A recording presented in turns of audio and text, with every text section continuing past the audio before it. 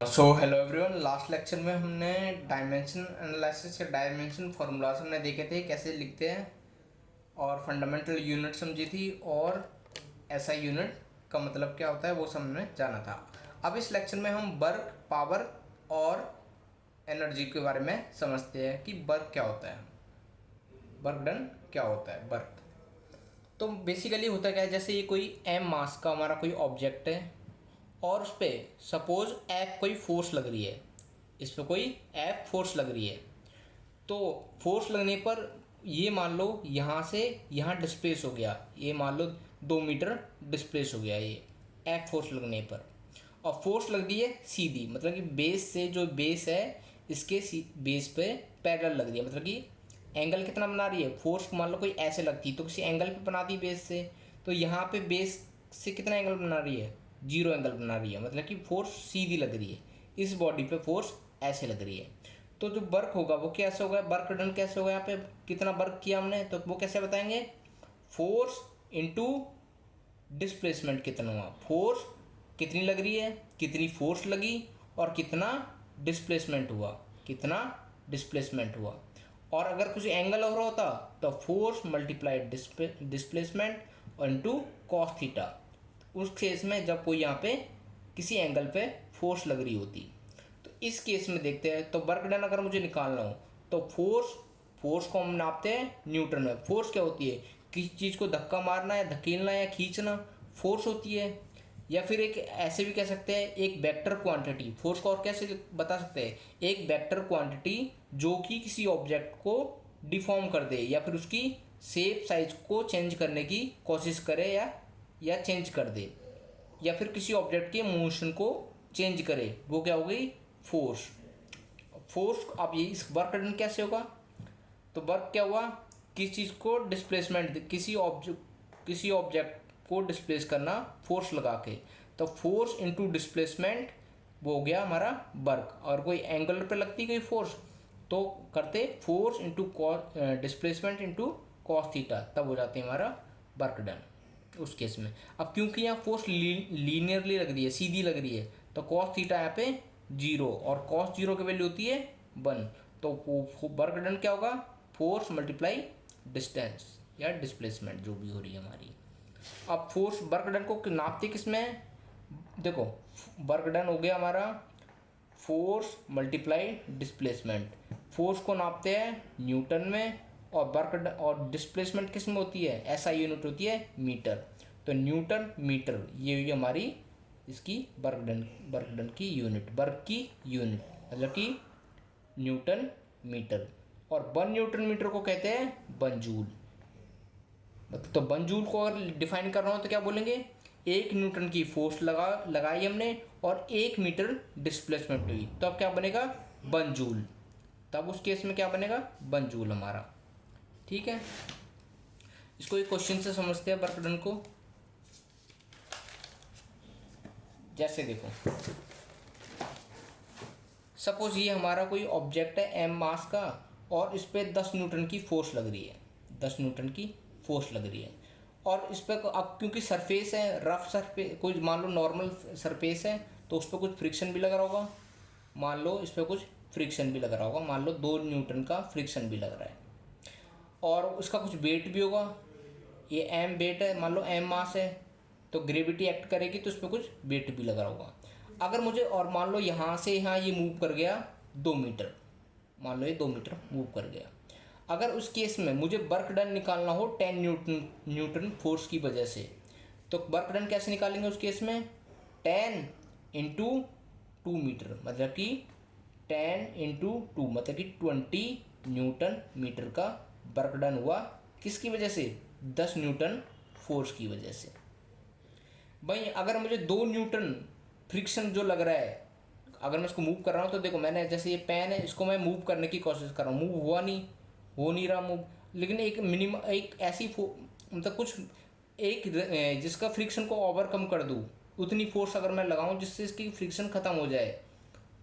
तो जैसे 2 न्यूटन लगाने पर मूव नहीं किया, 3 लगाया तो मूव करने लग गया, इसका मतलब 2 न्यूटन किसने ले लिया, फ्रिक्शन ने। तो मान लो ये 2 न्यूटन लग रहा है फ्रिक्शन की वजह से। तो इसकी वजह से वर्क डन कितना हुआ, तो 2 न्यूटन मल्टीप्लाई बाई वर्क। आप देखो ये फोर्स लग रहा है क्योंकि फ्रिक्शन हमेशा अपोजिट लगता है, फोर्स ऐसे जा रहा है ये ऑब्जेक्ट, तो फ्रिक्शन की डायरेक्शन कैसी होगी, इसकी अपोजिट। तो 2 न्यूटन लग रहा है अपोजिट में, तो -2 न्यूटन मल्टीप्लाई बाई डिस्प्लेसमेंट कितनी हो रही है 2 मीटर की, तो कितना हो गया -4 न्यूटन मीटर।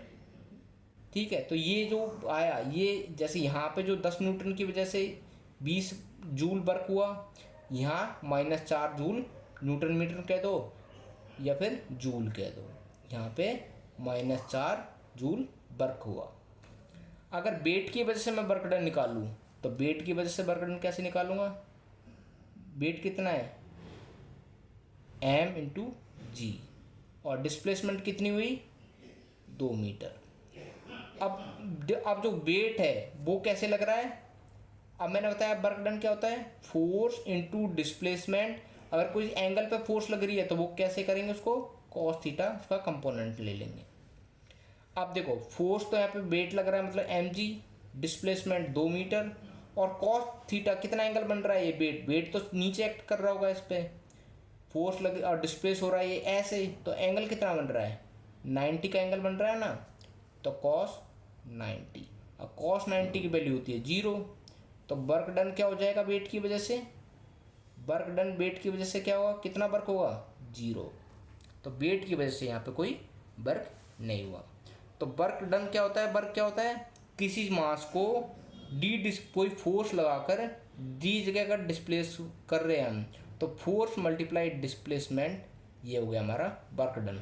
और कोई कंपोनेंट है किसी एंगल पे फोर्स लग रही है तो वर्क डन क्या हो जाएगा, force multiply distance into cos theta उसका कंपोनेंट, ये हो गया हमारा उस केस में वर्क डन। अब समझते हैं पावर क्या होती है। अब हम पावर को देखते हैं, पावर क्या होती है, पावर क्या होती है। तो देखो work done upon time, work done upon time, work done upon time उसे ही कहते हैं। अब देखो यहाँ ये ऑब्जेक्ट था, एफ इस ऑब्जेक्ट पे मान लो एफ फोर्स लगाई हमने, और फोर्स लगाने पर ये मान लो डी जगह डिस्प्लेसमेंट हो गई इसकी डी डिस्टेंस, और ये यहाँ पहुँच गया।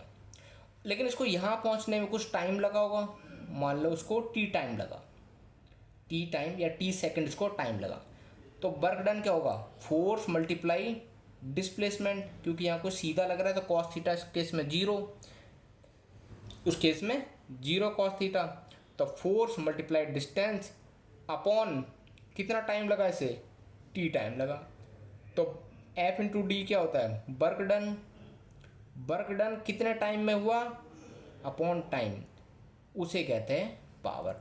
वर्क डन अपॉन टाइम इसे कहते हैं हम पावर। या फिर और क्या लिख सकते हैं, मान लो कोई एम मास का ऑब्जेक्ट है और किसी ने इसको फेंका v1 वेलोसिटी से, बाद में इसकी स्पीड मान लो बढ़ गई, मान लो इधर से कोई विंड चल रही है और इसकी स्पीड हो गई v2। अब v2 स्पीड हो गई, मान लो v1 स्पीड थी और v2 की स्पीड हो गई, तो जो चेंज इन स्पीड है, जो चेंज इन स्पीड है, जो चेंज इन स्पीड है तो वो क्या हो गई v2 माइनस v1, ये चेंज इन स्पीड हो गई, और उसकी वजह से क्या है एनर्जी भी हमारी, तो ये हमारी जो स्पीड है वो भी हमारी चेंज हो गई v1। अब देखो स्पीड चेंज हो गई तो मतलब उसकी देखो एनर्जी भी क्या होती है, काइनेटिक एनर्जी होती है हाफ एम बी स्क्वायर, और यहाँ पे क्या हो गई हाफ एम v2 का स्क्वायर।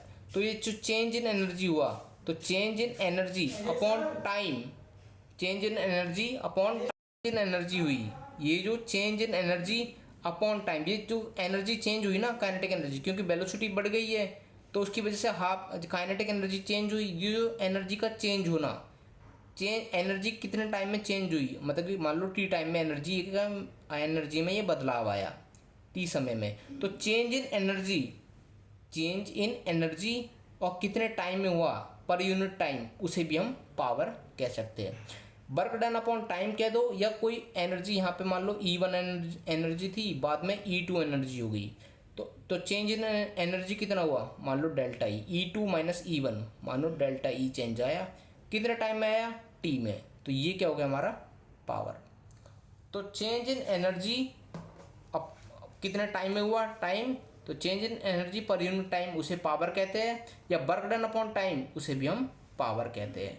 डायमेंशन फॉर्मूला आप लिख सकते हो, mass into acceleration ml/t-2 into distance upon time.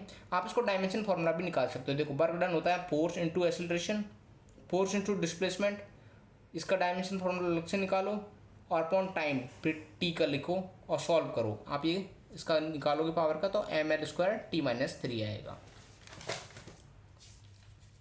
अब देखते हैं आगे, फर्दर कैरी ऑन करते हैं और एनर्जीज के बारे में समझते हैं। हम एनर्जीज के बारे में समझते हैं और देखते हैं पावर का, ये वर्क डन अपॉन टाइम और change in energy upon time, ये हुआ हमारा पावर। अगर पावर को हम जब नापते हैं तो हम नापते हैं हमेशा पावर को वॉट में नापते हैं, ठीक है। जैसे वर्क डन को हम जूल में नाप रहे थे ना, newton metre equal to 1 joule, ऐसे ही देखो न्यूटन मीटर पर सेकेंड ये होता है हमारा newton metre work done upon time, ये होगा हमारा पावर को नापते हैं हम वॉट में, तो ये होगा हमारा 1 वॉट। 1 न्यूटन मीटर पर सेकंड उसे कहते हैं 1 वाट। और 1 हॉर्स पावर, जब क्वांटिटी ज़्यादा होती है तो उसको हम नापते हैं हॉर्स पावर में। जब हमारा 746 वाट आए तो उसे कहते हैं हम 1 horse power. 1 kilowatt 1 kilowatt into 1 hour उसे कहते हैं हम एक घर में जो यूनिट आती है ना, जैसे हमारी 1 यूनिट आई, 2 यूनिट आई, तो उसको कहता है 1 किलोवाट। जब हम पावर खर्च करते हैं 1 घंटे में तो उसे कहते हैं 1 यूनिट। अब मान लो हमने 2 किलोवाट एनर्जी खर्च करी, पावर खर्च करी 2 घंटे में, तो यूनिट हमारी कितनी आ जाएगी, 4। तो कितने भी कुछ अप्लायंसेस चल रहे हैं हमारे, उस हिसाब से हमारी पावर चेंज होती जाएगी, उस हिसाब से हमारा बिल आता जाएगा। 1 किलोवाट की चीज़ 2 घंटे चल रही है तो यूनिट आ गई हमारी 2। 1 किलोवाट की चीज़ अगर हमारी 2 घंटे चल रही है तो 2 यूनिट। 1 किलोवाट की चीज़ 1 घंटे चल रही है उसे कहते हैं 1 यूनिट। और जब ज़्यादा यूनिट हो, मान लो एक हॉर्स पावर होता है 746 वाट का।